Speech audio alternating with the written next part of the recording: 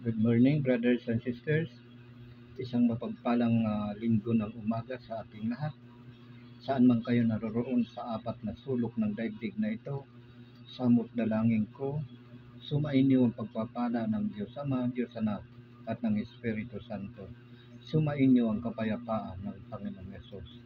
Bago po ako mag-umpisa, katulad po ng aking kinasanayan na nananalangin po ako upang bigyan po ako ng karunungan at karunungan na nagmumula sa Diyos at kalakasan ng loob upang maipahayag ko po ang pawang katotohanan ng may lakas ng loob at tapang na ipahayag ang katotohanan.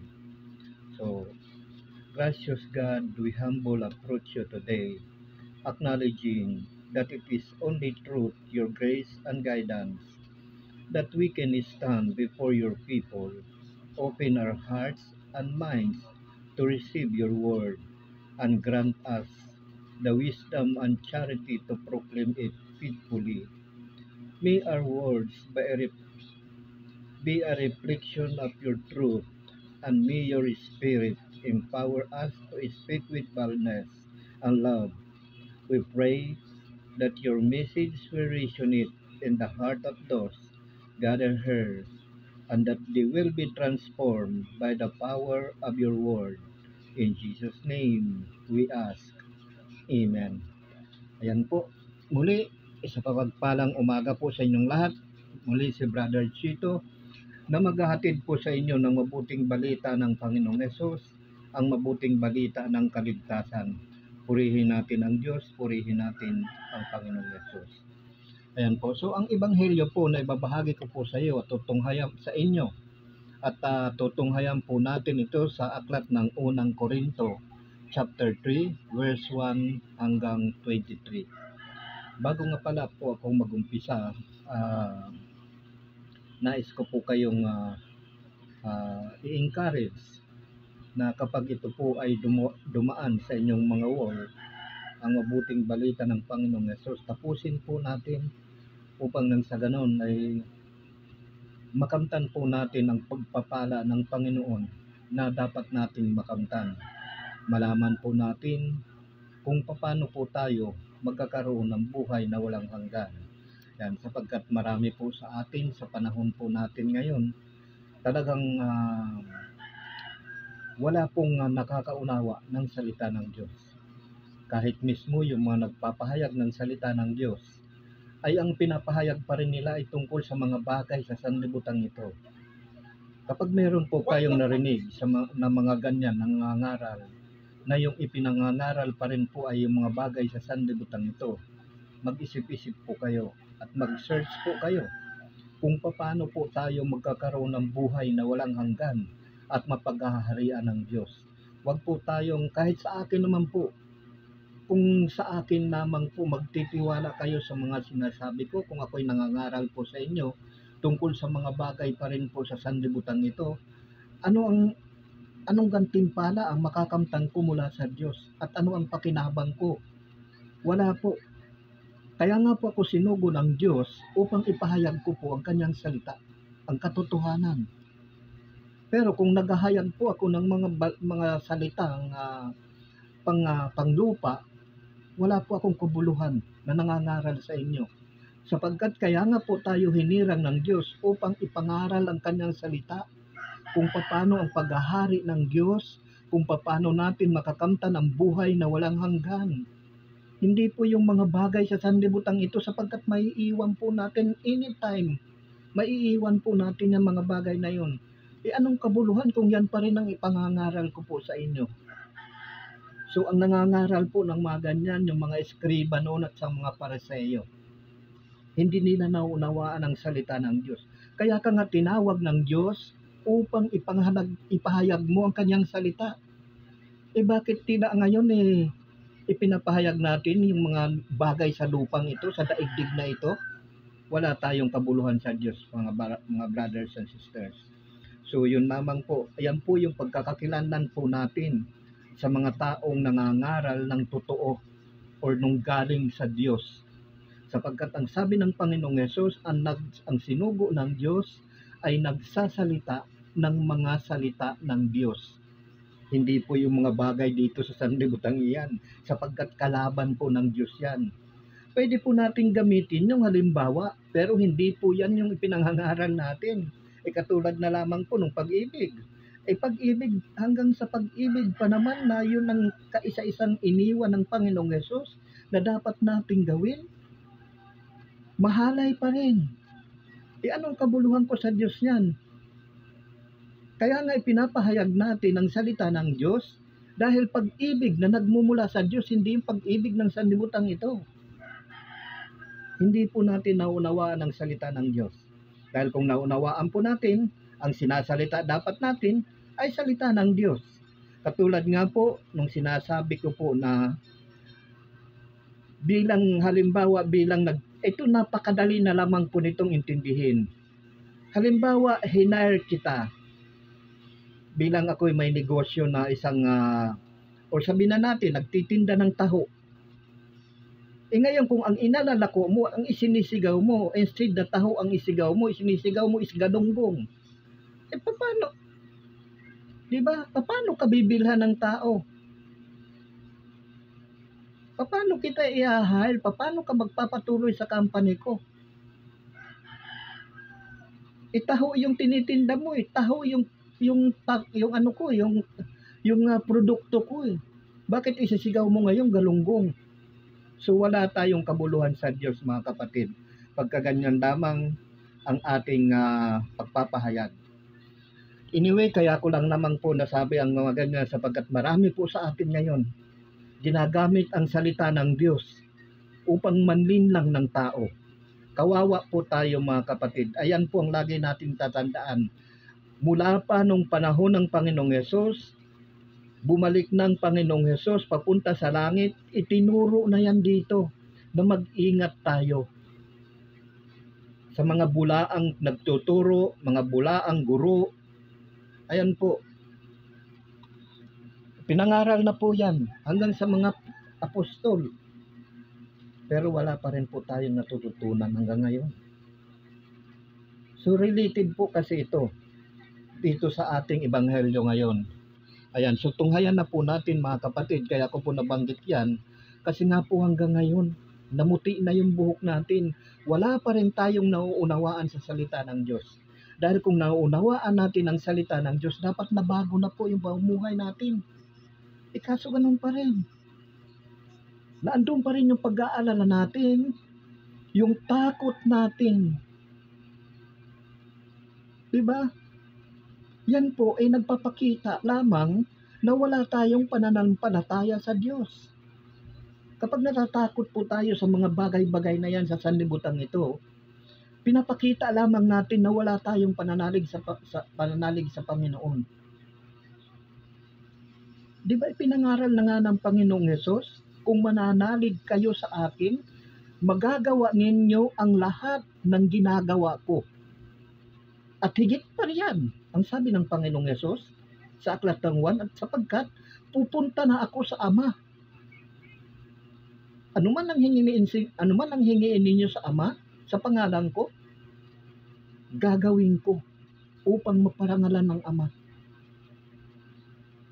Pero kung may takot pa tayo, nandun pa yung pangamba natin, yung doubt natin, yan po yung nagpapakilala sa atin na wala pa po tayong nalalaman sa kaharian ng Diyos at wala pa po tayong nalalaman na salita ng Diyos. So yan lamang po. Nandito po, babasahin ko na po sa inyo at ang ating ebanghelyo ngayon. Dito po sa aklat ng unang Korinto chapter 3 verse 1 hanggang 23.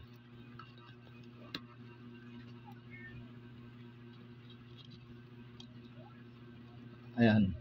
Kapag ito po ay napanood ninyo, tapusin po ninyo at unawain po ninyo.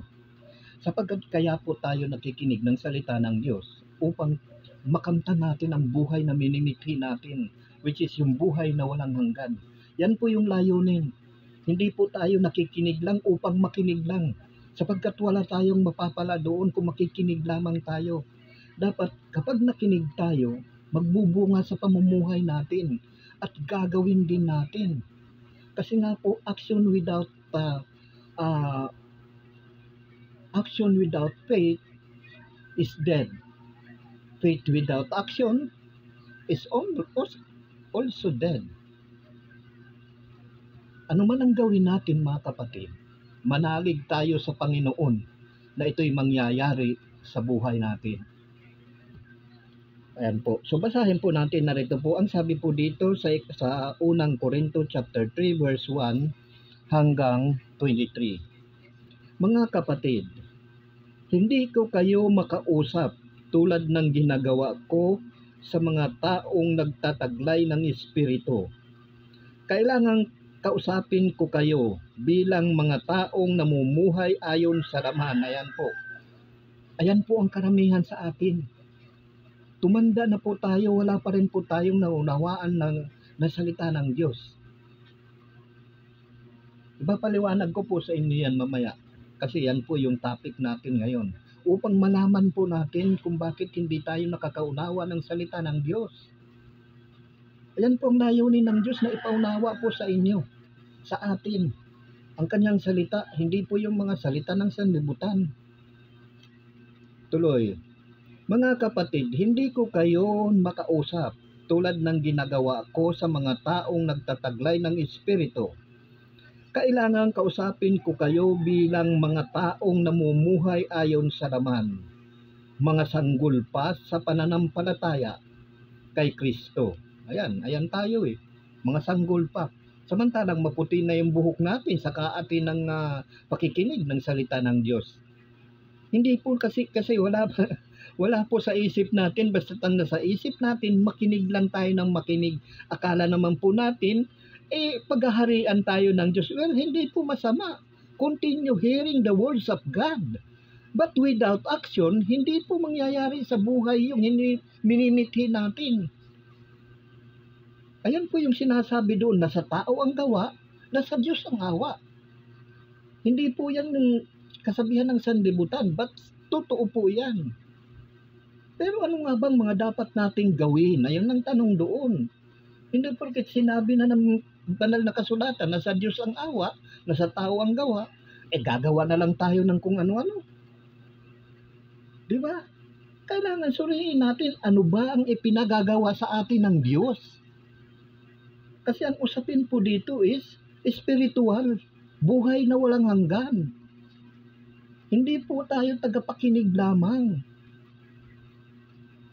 Anong kabuluhan natin noon kung tagapakinig lamang tayo? Kaya nga ito ang nangyayari sa atin Pumuti na yung buhok natin, wala pa rin tayo natututunan ng salita ng Diyos. Dahil kung may natututunan po tayo, dapat nagbago na ang buhay natin. Binago na dapat natin ang ating pamumuhay. Kaso ganun pa rin Chismoso noon, chismosa pa rin ngayon. Di ba? Magnanakaw noon, magnanakaw pa rin hanggang ngayon. Mamamatay tao noon hanggang ngayon, pumapatay pa rin ang tao. Yun. Napuot na talaga ang Diyos sa ginagawa niya. Patay din. Buhay ang inutang mo, di buhay ang kabayaran mo. Yan ang sa Diyos. Pero hindi natin gagawin yan sapagkat ayaw ng Diyos niya na tayo ang gagawa. Siya ang gaganti. Hindi tayo. Ang sa atin lang manalangin, magpakumbaba sa Diyos, at ang Diyos ang gaganti para sa atin. Hindi yung tayo ang gagawa ng hakbang, gagawa ng kasamaan. Idalangin natin sa Diyos sapagkat siya may kapangyarihan ng lahat ng yan. Hindi yung tayo gagawa ng hakbang. Kaya tingnan mo, itong nangyayari sa atin na instead na makausap tayo ng spiritual, hindi tayo makausap kasi nga wala tayong naunawaan. Kaya yung iba ay pinangangaral, yun pa rin mga bagay sa sanlibutan ito. Hanggang hanggang abutan tayo ng panahon natin. Wala nababago sa buhay natin kasi nga napapakinggan natin yung mga bagay pa rin sa sanlibutan ito. Diba mga kapatid, kaya nga hindi ko kayo makausap na katulad ng mga nagtataglay ng Espiritu Santo. Sapagkat ang nagtataglay ng Espiritu Santo dapat malalim ng pangunawa tungkol sa kaharian ng Diyos. Kaya nga sabi ni Apostol San Pablo dito sabi niya, Kailangan kausapin ko kayo bilang mga taong namumuhay ayon sa laman, mga sanggol pa. Kasi hindi pa natin kayang unamunawa ng salita ng Diyos. Tingnan niyo yung sanggol. Nakakakain ba ng matigas na pagkain yon? Ang tinutukoy po ditong pagkain, yung gatas. Yan po yung salita ng Diyos. Instead na matigas na pagkain, yung pangungusap spiritual, hindi magawa kasi nga walang nakakaunawa pa. Dapat mag-umpisa po tayo sa maliit na pangunawa, lalaki at lalaki yan, habang nananalangin tayo sa Diyos, lalaki at lalaki yung pangunawa natin. Hanggang sa maunawaan natin ang buong katotohanan, which is ang salita ng Diyos. Tuloy. Binigyan ko kayo ng gatas, hindi matigas na pagkain, sapagkat ito'y hindi pa ninyo kaya, at hindi pa ninyo kaya hanggang ngayon, sapagkat nananaig pa sa inyo ang laman. Naroon pa kayo, mayroon pa kayong inggitan at alitan, at iyan ang nagpapakilalang makasanlibutan pa kayo, at namumuhay ayon sa laman. Kapag sinabi ng isa, ako'y kay Pablo, at ng iba, ako'y kay Apolos, hindi ba tanda iyan na kayo'y namumuhay pa ayon sa laman? Sapagkat sino si Apolos at sino si Pablo? Kami mga lingkod lamang ng Diyos, na kinasangkapan niya upang akayin kayo sa pananalig kay Kristo. Ginawa ng bawat isa ang gawaing tinanggap niya sa Panginoon. Ako ang nagtanim, si Apolos ang nagdilig. Ngunit ang Diyos ang nagpatubo at nagpalago. Hindi ang nagtanim ni ang nagdidilig ang mahalaga, kundi ang Diyos na siyang nagpapatubo at nagpapalago. Ang nagtatanim at ang nagdidilig ay kapwa manggagawa lamang. Kaya ganyan po kami manggagawa po sa ubasan ng Diyos. Hindi po kami ang tagapag-alaga. Ang Diyos po ang tagapag-alaga. Tagapaghasik lamang po kami at tagapagdilig, tagapagtanim, kumbaga sa bukirin. Kaya unawain po ninyo, nagpapatubo at nagpapalago. Ang nagtatanim at ang nagdidilig ay kapwa manggagawa lamang, at bawat isa'y tatanggap ng gantimpala ayon sa kanyang pagpapagal. Kami parehong mga manggagawa ng Diyos, at kayo ang bukirin niya. Ayan.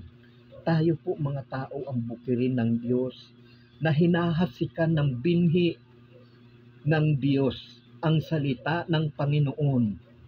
Ayan po yan. Hindi po yan literal na bukid, hindi po yan literal na binhi. Yan po ay salita ng Diyos, at ang bukirin ay ang tao o sanlibutan. Yan po yan. Kayo rin ang gusali ng Diyos. Ayon sa kalooban ng Diyos sa akin, ako ang naglagay ng pundasyon bilang mahusay na tagapagtayo. Iba naman ang nagpatuloy ng pagtatayo ng gusali.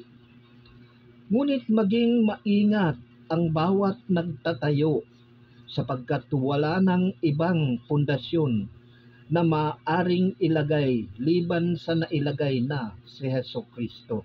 Ayan, siya po ang pundasyon, siya po yung tinutukoy na bato na itinakwil ng mga Hudyo, mga Pariseo nung araw ng panahon ni Moises.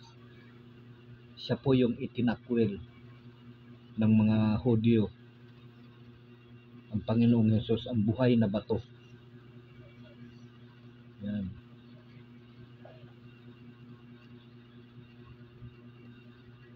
May magtatayo na gamit ng ginto, pilak, o mahalagang bato.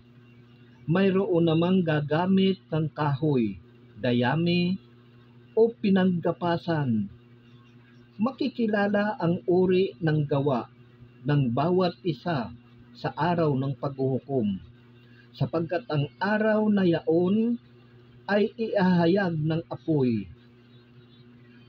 na siyang susubok at maghahayag ng tunay na uri ng gawa ng bawat isa. Kung ang itinayo sa ibabaw ng pundasyon ay manatili, ang nagtayo nito'y tatanggap ng gantimpala. Ngunit kung masunog, mawawalan siya ng gantimpala. Gayunman, maliligtas siya lamang ay parang nagdaan sa apoy. Hindi ba ninyo alam na kayo'y templo ng Diyos at naninirahan sa inyo ang kanyang espiritu? Parurusahan ng Diyos ang magwasak ng templo niya, sapagkat banal ang templo ng Diyos at kayo ang templong iyan. Huwag dayain ni numan ang kanyang sarili. Kung may nag-aakalang siya'y marunong ayon sa sanlibutan ito, ibilang niyan siya'y mangmang upang maging tunay na marunong, sapagkat ang karunungan ng sanlibutan ito ay kamangmangan sa paningin ng Diyos. Ganito ang sinasabi sa kasulatan, hinuhuli niya ang marurunong sa kanila na ring katusuhan. Gayon din, alam ng Panginoon ng iniisip ng marurunong ay walang kabuluhan. Kaya't huwag ipagmalaki ni numan ang nagawa ng tao. Ang lahat ay iyo, si Pablo, si Apolos, at si Pedro. Ang sanlibutan ito, ang buhay, ang kamatayan, ang kasalukuyan, at ang hinaharap. Lahat ng ito'y sa iyo, at kayo'y kay Kristo, at si Kristo namay sa Diyos. Yan po mga kapatid ang kabuuan ng mabuting balita ng Panginoong Yesus. Ang mabuting balita ng kaligtasan. Purihin natin ang Diyos, purihin natin ang Panginoong Yesus. So napakaganda po ng ating ebanghelyo ngayon. Ayan, upang hindi po tayo magpalalo sa sarili natin. Kasi sabi natin na tayo ay nakakaunawa ng salita ng Diyos, ngunit hindi naman nakikita sa ating pamumuhay at hindi namumunga. Ayan po. So kung tayo nga po ay nakikinig ng salita ng Diyos, hindi dapat po may bagong buhay na tayo. At kaya nga po, may mga bagay po tayo na hindi naunawaan sa salita ng Diyos, sapagkat marami po sa atin at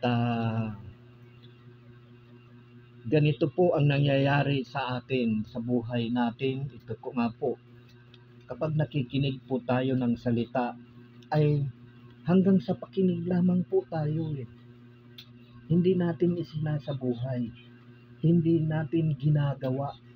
Kaya ang nangyayari, konting pagsubok lang, kapag dumarating ang dyablo, nawawala na agad yung salitang ating napakinggan. Kasi nga po, wala tayong pangunawa, wala tayong matatag na pananalig sa Panginoon.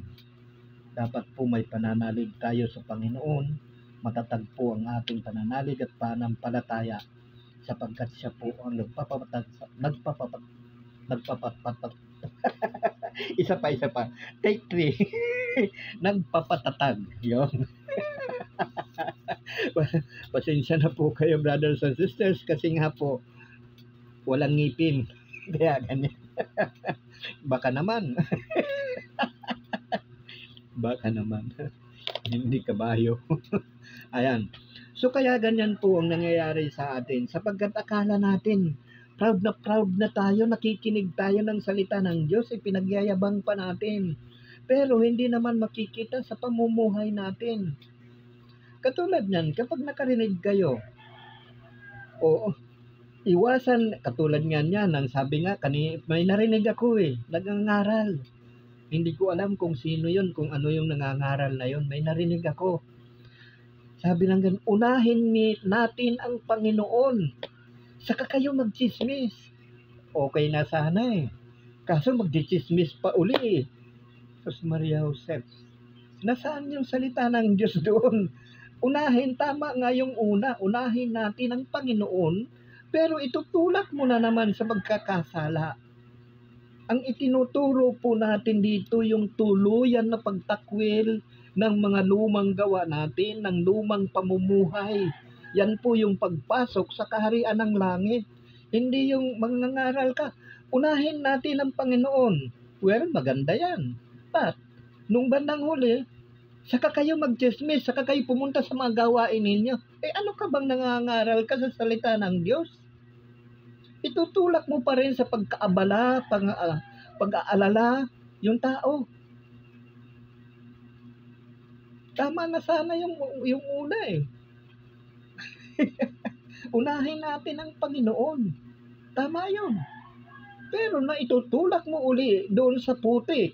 Imbis na nahugasan na sana, nakaligo na sana, nalinis na sana, itutulak mo uli doon sa putik, doon sa kumunoy, pawi ka nga.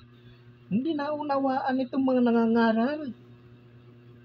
Nasaan na ang katalinuhan ninyo? Paano mo kaya ka nga nangangaral ng salita ng Diyos para ilayo sa kasamaan, tapos itutulak mo uli na magkasala? Hindi ba pagkakasala yung pagchismis? Lalo na kung maninira ka ng kapwa. Anong klase kang pinagkatiwalaan ng salita ng Diyos? Kaya ka nga pinagkatiwalaan ng salita ng Diyos para ilayo mo sa masama ang iyong kapatid. Hindi hinugasan mo, parang hinugasan mo na nga yung kamote. Abay, isasawsaw mo pa uli doon sa sa marumi. Anong klase? Kaya nga nangangaral ang salita ng Diyos upang malinis ang buong katawan natin. Hindi yung hinugasan mo na, itutulak mo uli doon sa Maria Josep. Sabihin, unahin natin ang Panginoon. Well, maganda yun. Saka kayo magchismis. Ano ba yan? Okay na sana Biglang kinabig uli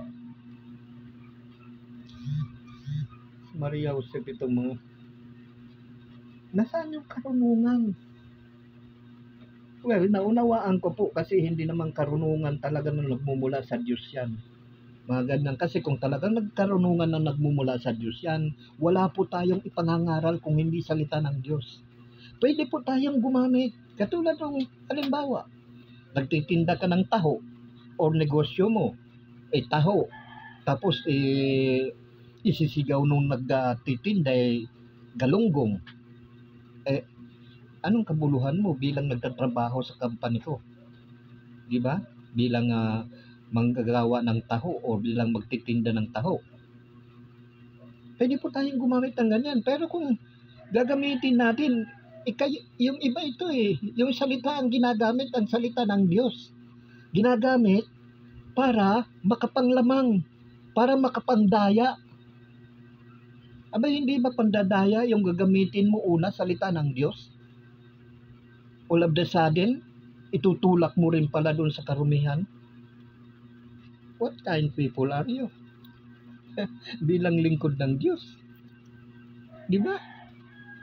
Anong kabuluhan natin noon sa Diyos? Wala. Well, ganito po kasi kaya yan nangyayari po sa atin na talagang meron po sa atin mahalin tulad po tayo sa, kaya nga sabi, sa ano ko ba ihahalin tulad ang tao ngayon? Ganito po tayo ngayon. Meron po tayong inihanda dito na tatlong katulad natin. Yung halintulad ng tao. Ito po yung nahasik sa tabi ng daan, binhing nahasik sa kabatuhan at yung nahasik sa dawagan. Ayan po ang kalagayan natin ngayon sa pananampalataya sa Diyos. Sapagkat wala pong tumitimo sa puso natin eh. Wala po tayong naintindihan sa salita ng Diyos. Ayan po ang realidad. Sapagkat kung naintindihan po natin ang salita ng Diyos, dapat nabago na po yung pamumuhay natin. Diba? Ganito po naihalin tulad. Pakinggan po ninyo dito sa aklat ng Mateo chapter 13, 19 hanggang 23. Ayan, ang sabi dito ng Panginoong Hesus. Ang mga nakikinig ng salita tungkol sa paghahari ng Diyos, ngunit hindi nakauunawa nito, ay katulad ng mga binhing nahasik sa tabi ng daan. Dumarating ang masama at inaagaw ang nahasik sa kanilang puso. Ayan, inaagaw, dumarating yung masama, inaagaw ang nahasik sa kanilang puso. Ganyan po tayo mga kapatid. Kasi si Satanas po, mga agaw yan eh, destroyer. Ayan, nandyan lang si Satanas. Kaya pagkapakinig natin ng salita ng Diyos, wala na, hindi tumitimo sa puso natin kasi nga inaagaw ni Satanas. Kung ano alam mo, hindi yung literal ba na pang-aagaw ito? Nag-aalok si Satanas ng mga bagay na pag-aalalahanin mo. Halimbawa, wala ka ng bigas.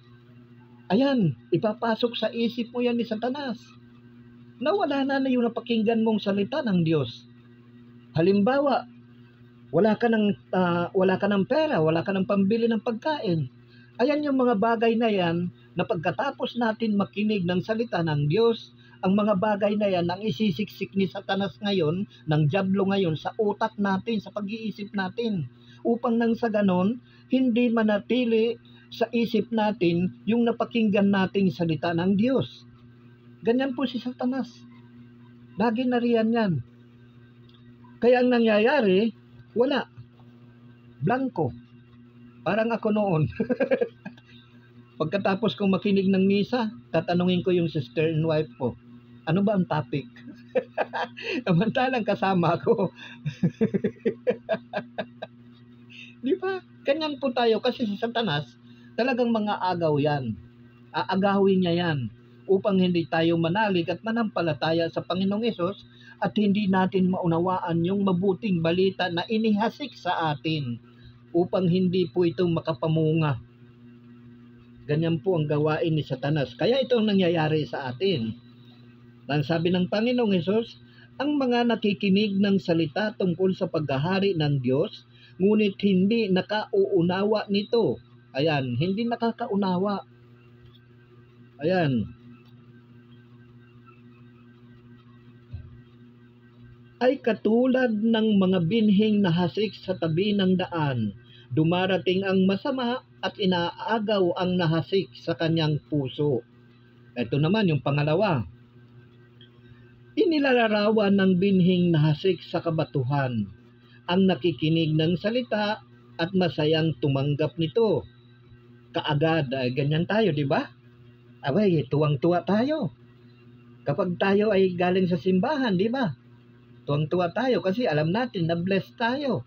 But all of the sudden, nawawala, naglalaho yung napakinggan natin. At ang nangyayari, balik na naman tayo doon sa lumang gawa natin, sa lumang buhay natin. Kaya ganyan ang nangyayari. Masaya tayong tumatanggap ng salita ng Diyos. Nakikinig. Abay, pakikinig ko nga, lumalapad, napakaliit ng tenga ko, pero lumalapad pagka nandun ako sa mga pagtitipon ng banal na pagtitipon eh. Pero wala akong naunawaan. Kaya wala akong naiuuwi na mabuti. Ganito po ang nangyayari sa atin. Pakinig tayo ng pakinig. All of the sudden, nawawala. At balik na naman tayo dun sa lumang buhay. Balik na naman sa pagnanakaw. Balik na naman sa pagiging chismoso. Balik na naman sa pagiging chismosa. Balik na naman sa pagiging sugarol. Balik na naman sa pagiging lasenggo. Ganyan tayo. Kasi wala tayong naunawaan na salita ng Diyos. Ayan.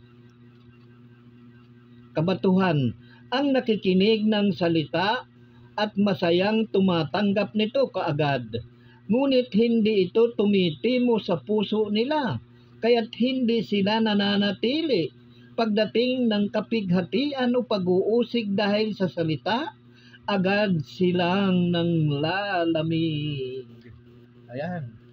Yung nalaglag sa kabatuhan, ganito, masayang tinatanggap ang salita ng Diyos at tuwang-tuwa, nakatanggap, nakapakinig. Ito nga, pinagyayabang pa nga natin, di ba? Galing ako nagmisa Pinagyayabang pa natin yan tuwang-tuwa tayo. Pero, pagkaraan ng ilang minuto, balik na naman tayo dun sa sugalan, balik na naman tayo dun sa tsismisan, balik na naman tayo dun sa pagnanakaw, balik na naman tayo dun sa pagpapatay, balik na naman po tayo dun sa paninirang puri, sa paninirang kapwa, kayabangan, balik na naman tayo doon. Ayan po nangyayari sa atin. Wala po tayong nahitatago na mabuting balita ng Panginoon. Kasi nga, dinadampot muli natin yung lumang buhay natin. Kaya nga po tayo umaatin ng misa, ng pagtitipo ng salita ng Diyos upang tayo'y magkamit ng buhay na walang hanggan. Ayan po ang goal natin. Hindi nakikinig tayo para makinig lang. Ayan po ang layunin ng taong gustong maging banal. Ang layunin talaga is makaipon ng kayamanan na nagmumula sa langit, which is ang salita ng Diyos, salita ng Panginoon. Hindi yung salita ng kanto, salita ng sanlibutan. Hindi po yan. Ayan ang nangyayari sa atin. Ito yung pangatlo. Ayan. Inilalarawan naman ng nahasik sa dawagan. Ito, marami talaga. Lahat ng tao ganito nangyayari. Ayan. Inilalarawan naman ang nahasik sa dawagan.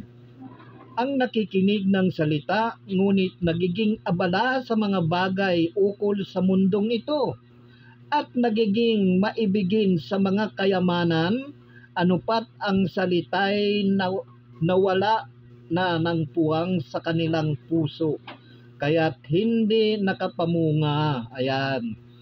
Kasi nga po yung attention, instead na yung napakinggan po natin na salita ng Diyos ay ilagay natin sa puto.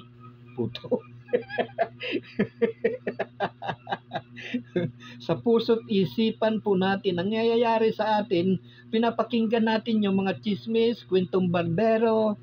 Kaya ayan, tapos napupunta na tayo kung saan-saan hanggang babalik na naman tayo dun sa lumang buhay natin. Kaya ang nangyayari sa atin, wala tayong nauunawaan, wala tayong nasisave na salita ng Diyos kasi nga napupunta doon sa mga alalahanin sa buhay na ito, sa sanlibutan ito. Lalo na kung yung mga nangangaral sa atin pinangangaral, tayo naman tuwang-tuwa kasi wala nga po tayong alam. Kasi para tayong mga musmus na bata kung ano lang yung marinig natin, yun na lang. Wala na tayong para tayong ibon, yung maliit na ibon na kung ano yung ihulog sa kanila ng ina nilang ibon, yun na lang, kakainin na lang kagad. Ganyan tayo. Makinig na lang tayo kung ano-ano, pati yung mga hindi dapat pakinggan, pinapakinggan po natin. Abay, ang nananalinga pa nga tayo. Ano yun? Ano yung sinabi niya? meron akong narinig noon may nagsalita, kapitbahay niya. Kinakausap yung kapitbahay.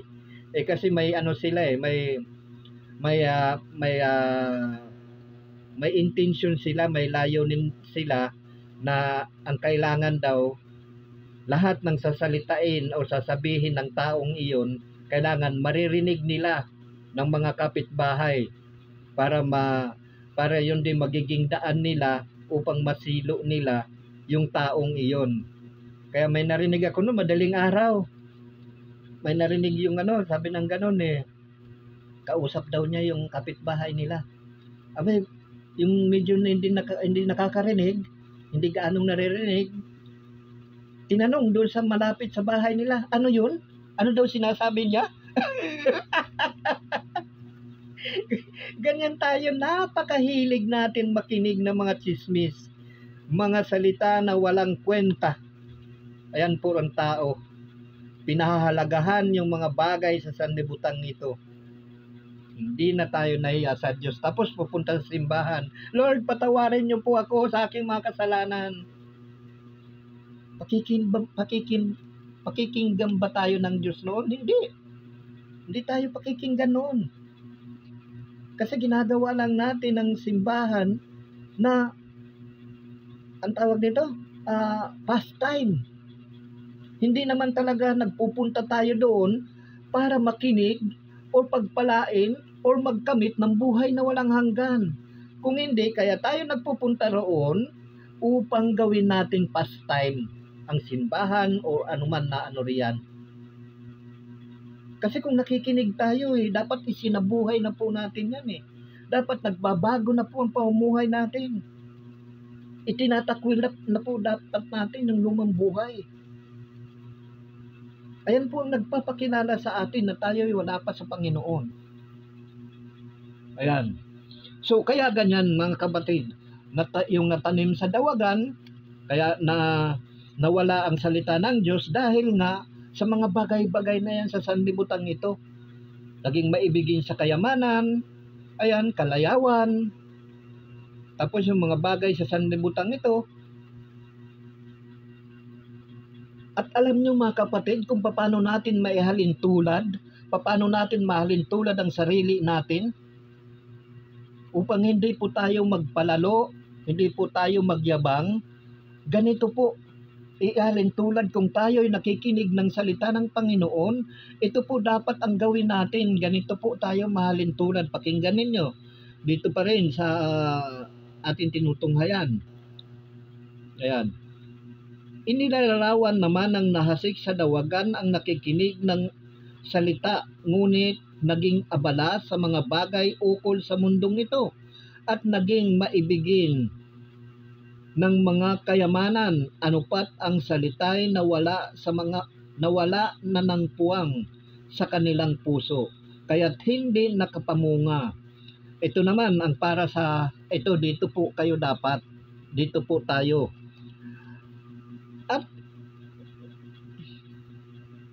At inilalarawan ng nahasik sa matabang lupa ang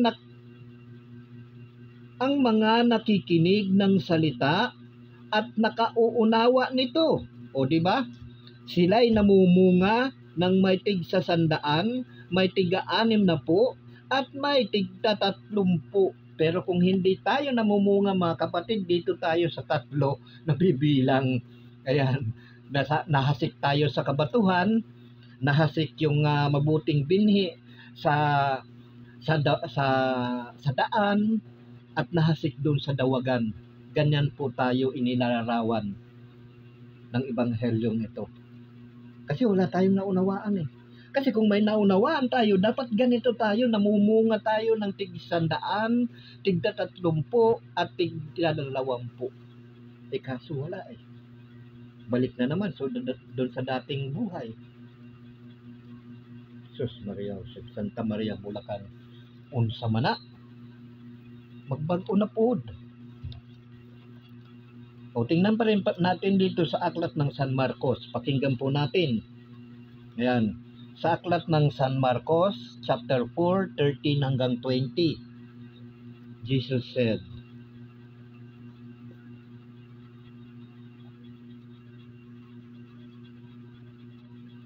ayan. Pagkatapos tinanong sila ni Jesus, hindi pa ba ninyo naunawaan ang talinghagang ito? Paano ninyo maunawaan ang ibang talinghaga? Ang inihasik ay ang salita ng Diyos. Ito ang mga nasa daan na nahasik ng salita. Pagkatapos nilang mapakinggan ito. Pagdakay dumarating si Satanas at inaalis ang salitang nahasik sa kanilang puso. Ayan, ganyan tayo, di ba? Inaalis ni Satanas yan eh. Kaya kung hindi natin alam ang kung paano natin matatalo yan si kalaban, yan naman talagang kalaban ng mga taong hinirang na ng Diyos. Si Satanas, si Diablo, si demonyo, ayan, yung masasamang espiritu. Nakikipagbuno kami dyan. Nakikipagbuno ako dyan, tawag ko eh. Kaya hindi ako panulupig sa kanila. Kasama ko ang Panginoon. Paano ako Kaya tingnan mo, pagka may mga karamdaman ako, hindi na nakakaano yan.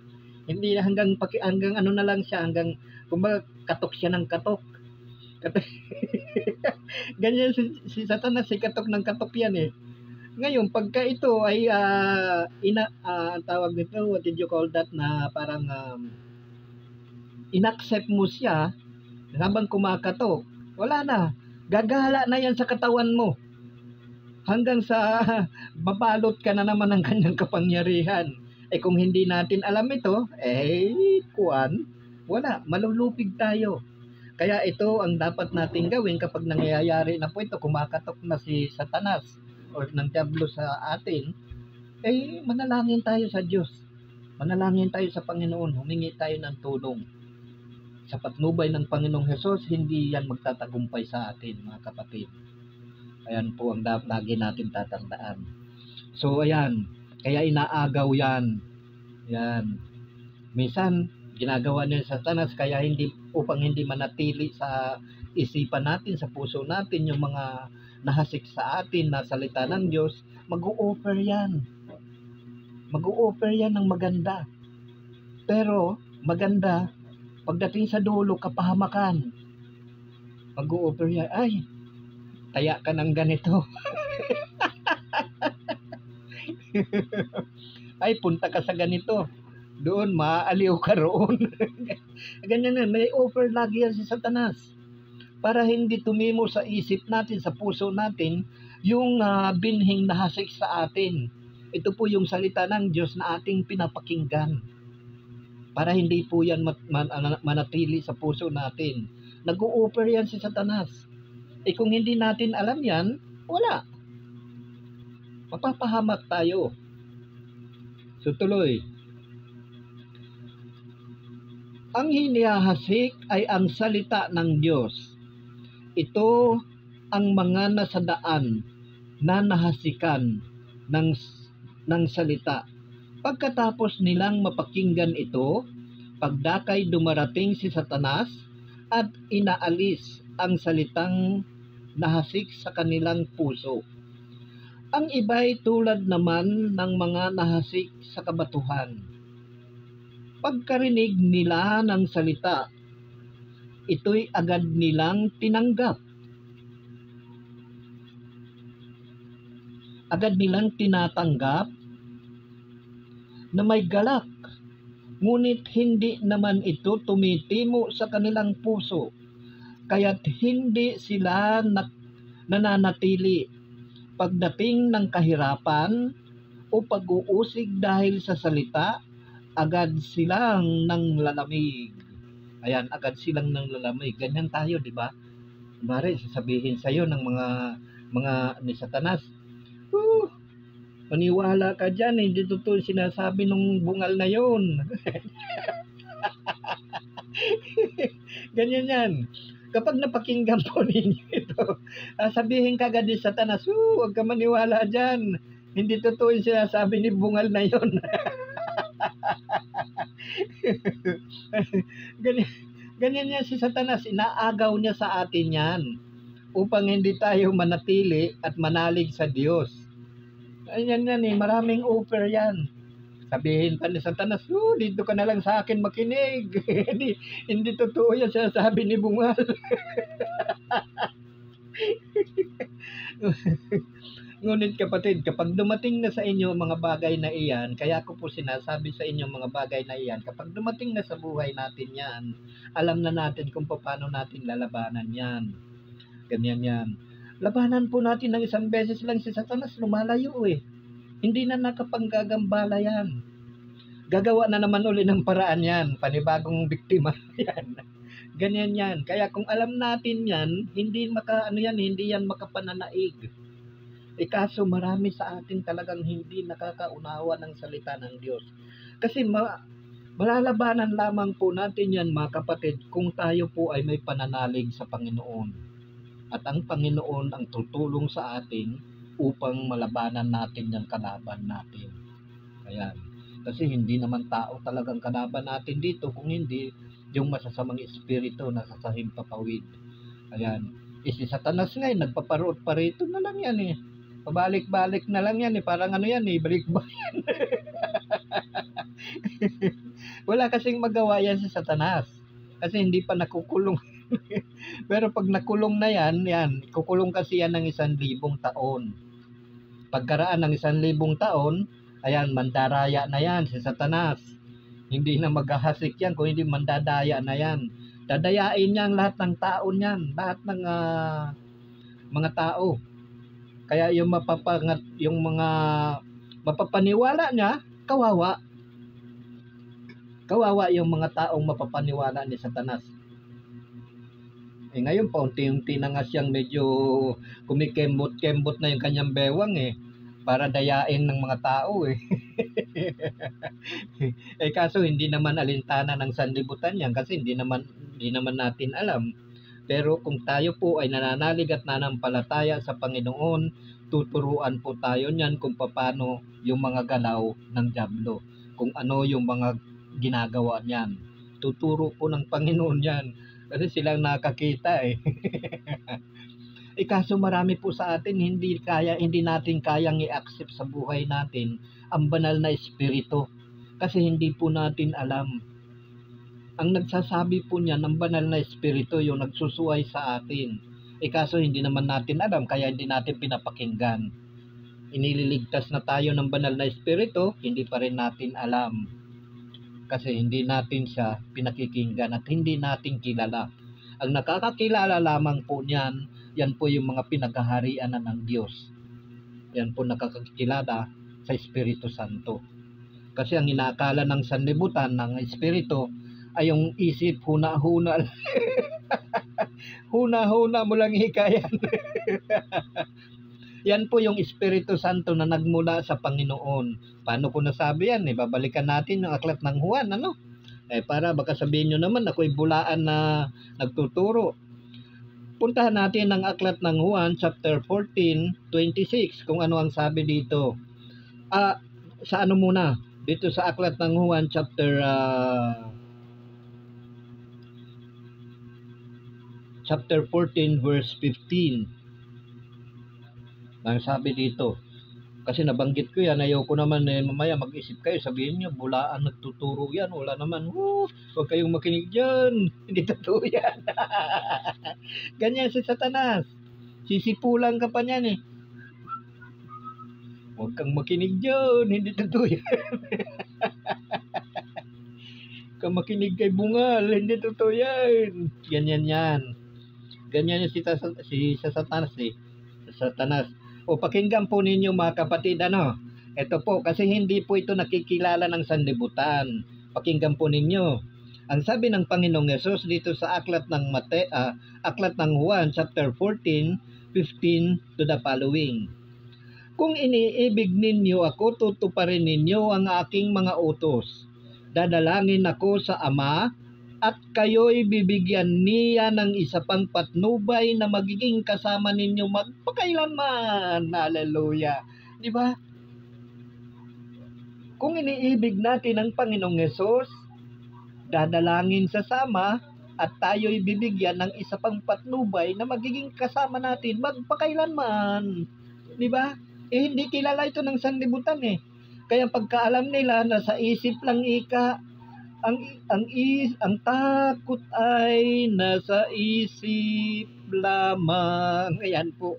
Hindi po nasa isip yan. Ang nagbabigay ng babala po sa atin yan ay ang espiritong nananahan sa atin. Hindi po yan.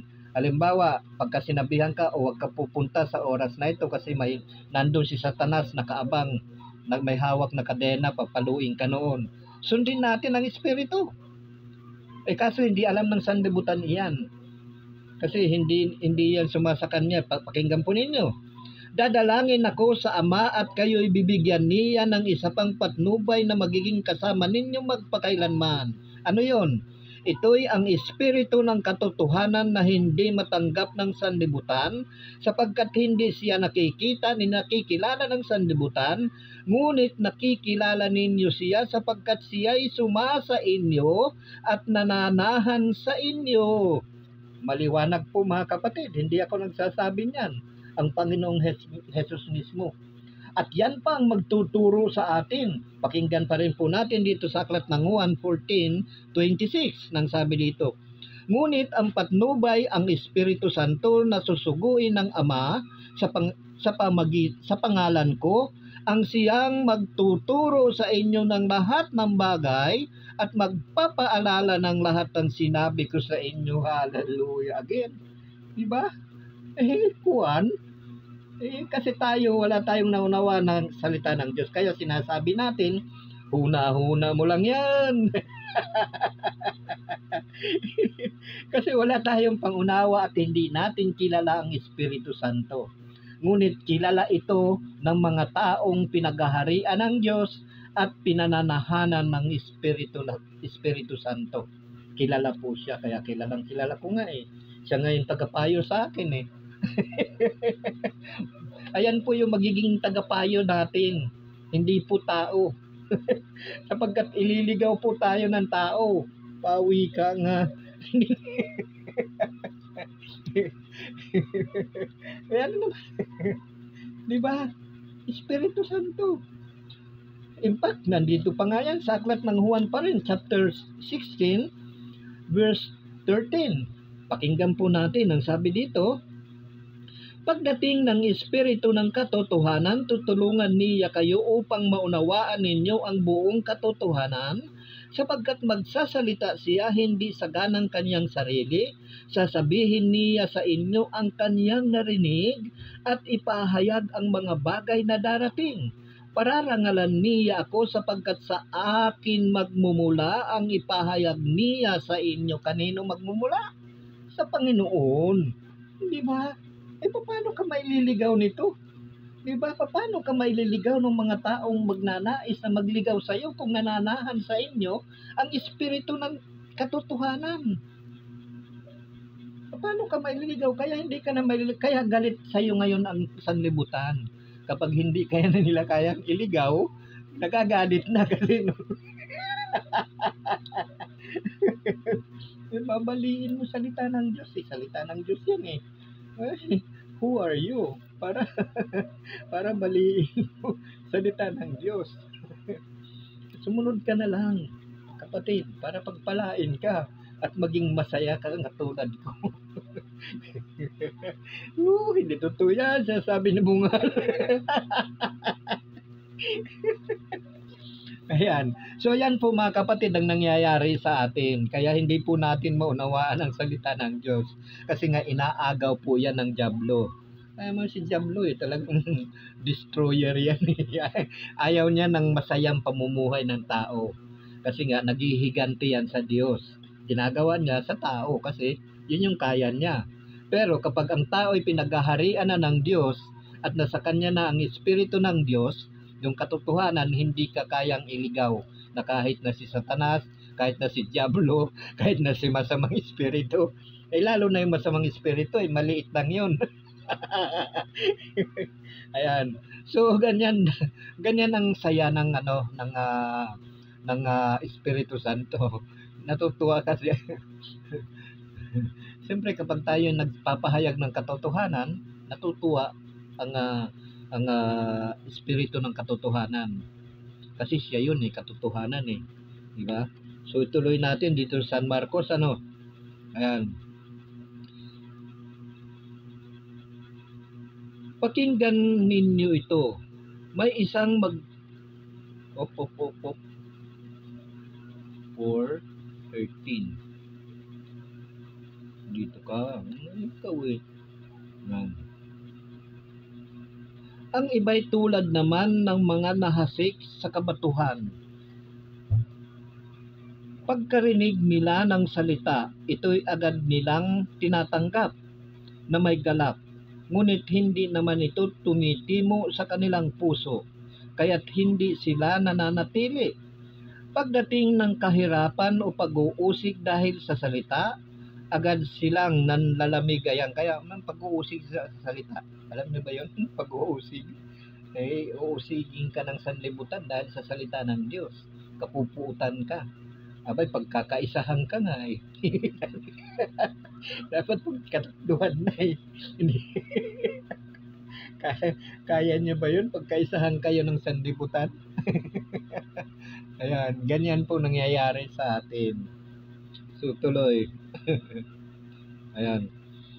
Ngunit hindi ito tumitimo sa kanilang puso, kaya't hindi sila nanatili. Ayan. Ang iba'y tulad ng nahasik sa dawagan. Dininig nga nila ang salita, ngunit sila'y naging abala sa mga bagay ukol sa mundong ito. Naging maibigin sa mga kayamanan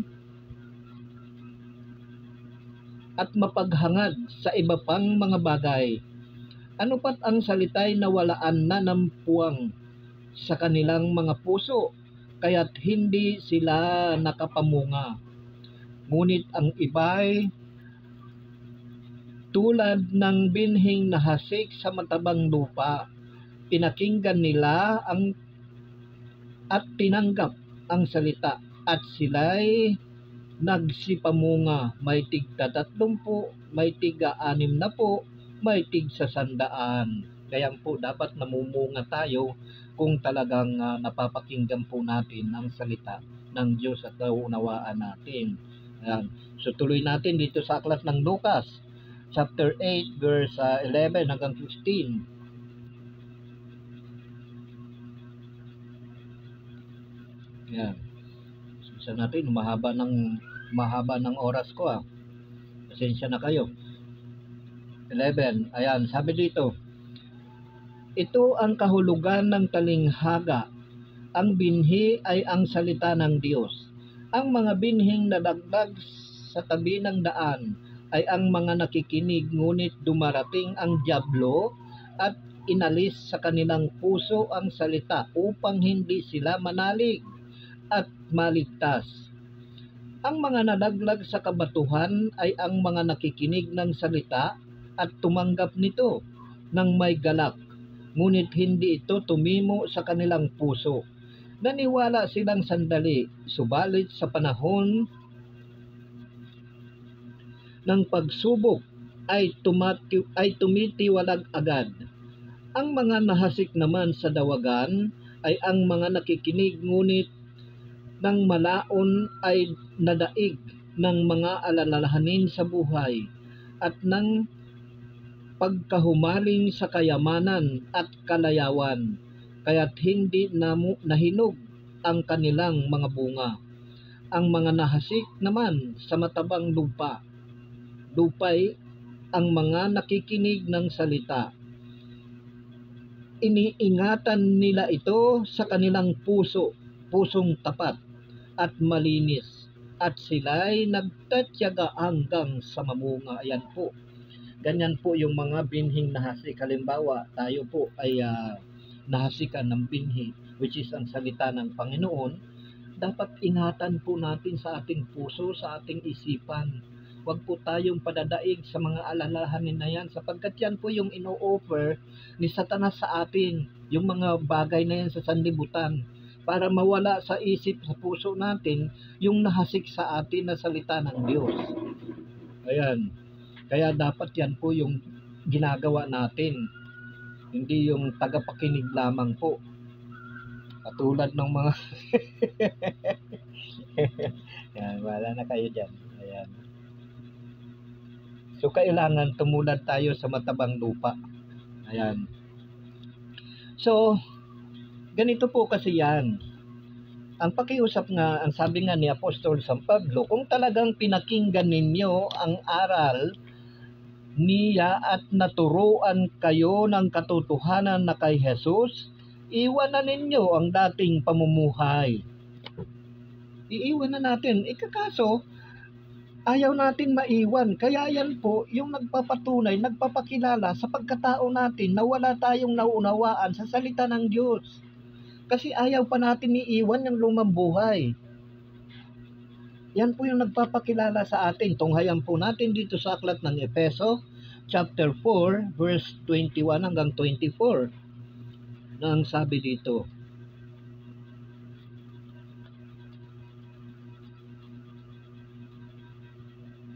yun.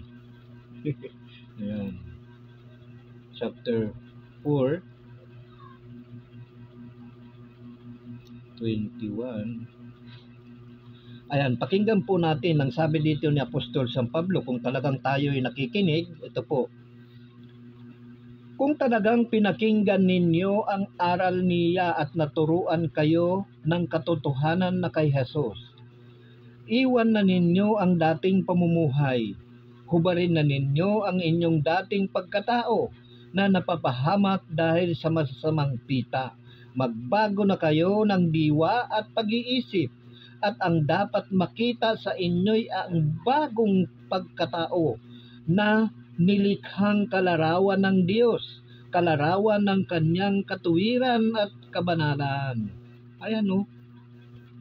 So hindi tayo makapagyayabang kung talagang tayo ay namumuhay pa sa lumang buhay natin. Ibig lamang pong sabihin yan, well, nakikinig nga tayo ng salita ng Diyos, pero parang katulad tayo dito sa nahasikan ng sa daan, nahasik sa kabatuhan, at nahasik sa dawagan.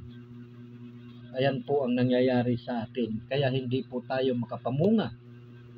Dahil kung nakapapangumunga po tayo, kung tayo po ay nakikinig ng salita ng Diyos, ito nga sabi ni Apostol San Pablo, dapat may bagong buhay na tayo. Ayan. Kaya nga sabi nga ni Apostol San Pablo, at dapat makita sa inyo ang bagong pagkatao na nilikhang kalarawan ng Diyos, kalarawan ng kanyang katuwiran at kabanalan. Ayan.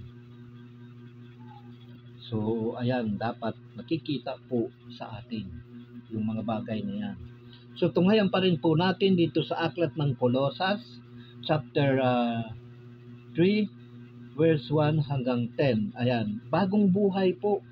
Ganito po, kung talagang pinakikinggan natin ang salita ng Diyos, dapat may bagong buhay tayo na nakaugnay sa Panginoong Hesus. At dapat wala na po sa atin yung lumang pamumuhay. Kaya pakinggan po natin dito sa aklat ng Colosas chapter 3, verse 1 hanggang 10. Ang sabi dito, binuhay kayong muli kasama ni Kristo, kaya't ang pagsumakita ninyo ay ang mga bagay na nasa langit na kinaroroonan ni Kristo na nakaupo sa kanan ng Diyos.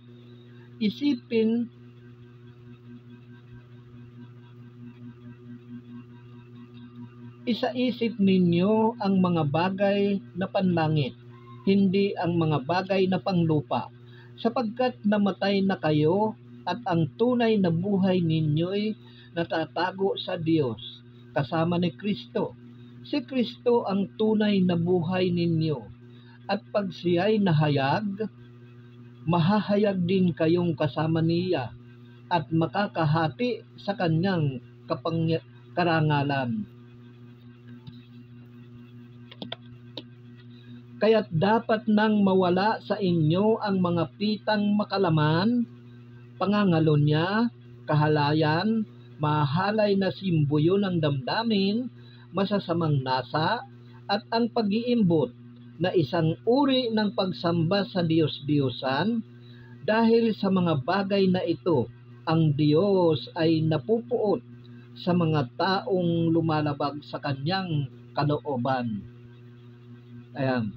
Noong una, nang pinaghaharian pa kayo ng masasamang pita, namuhay rin kayong kasama-sama nila, kasama-sama ng mga taong gumagawa niyon. Ayan, ganyan din po ako noon. Nung ako'y namumuhay pa sa sanlibutan, siyempre kung ano yung ginagawa ng sanlibutan, ginagawa ko rin. Ayan po. Kung malalasing ang sanlibutan, malalasing ako, pero hindi ako nagnakaw. Ayun lang pagkakaiba natin doon. At hindi rin ako mamatay tao. Kasi yun ang kasuklam-suklam na ginagawa. At saka hindi pa hintulutan ng Diyos sapagkat noon pa naman sinusubaybayan na talaga ko eh. Ilang beses nang naligtas ako eh. Ayan. So tuloy. Ngunit ngayon itakwil ninyo ang lahat ng ito, galit, puot, sama ng loob, iwasan ninyo ang manunungyaw at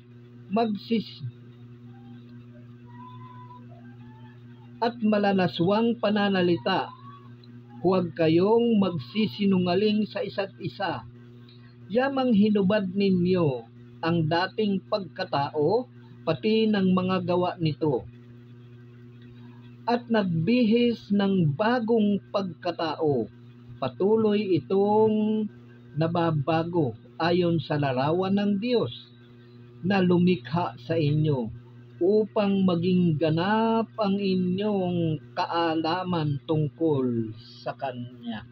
Hallelujah. Ayan, binabago po tayo. Unti-unti po yung binabago ng Diyos upang tayo'y mamuhay na talagang may kabanalan. Ang Diyos po ang naglilinis sa atin. Ayan, ang Panginoong Hesus naman ang siyang puno ng ubas na kung saan tayo'y nakakabit sa Kanya. Kaya kapag tayo'y humiwalay sa Panginoon, wala tayong buhay. Paktaylo. Yan. Wala tayong buhay kapag tayo'y hiwalay sa Panginoong Hesus. Kasi siya po yung tunay na puno ng ubas. Wala po tayong magagawa kapag tayo'y hiwalay sa Kanya. Paano ko nasabi? Di puntahan natin ang aklat ng Juan chapter 15. Yan. Aklat ng Juan chapter 15.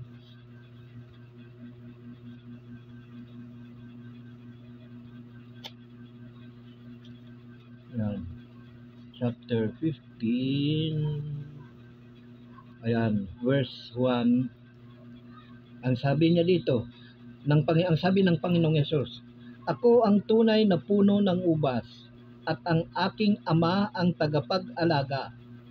Pinuputol niya ang bawat sangang hindi namumunga, at kanya namang pinuputulan at nililinis ang bawat sangang namumunga, upang lalong dumami ang bunga. Nalinis na kayo sa pamamagitan ng salitang sinabi ko sa inyo.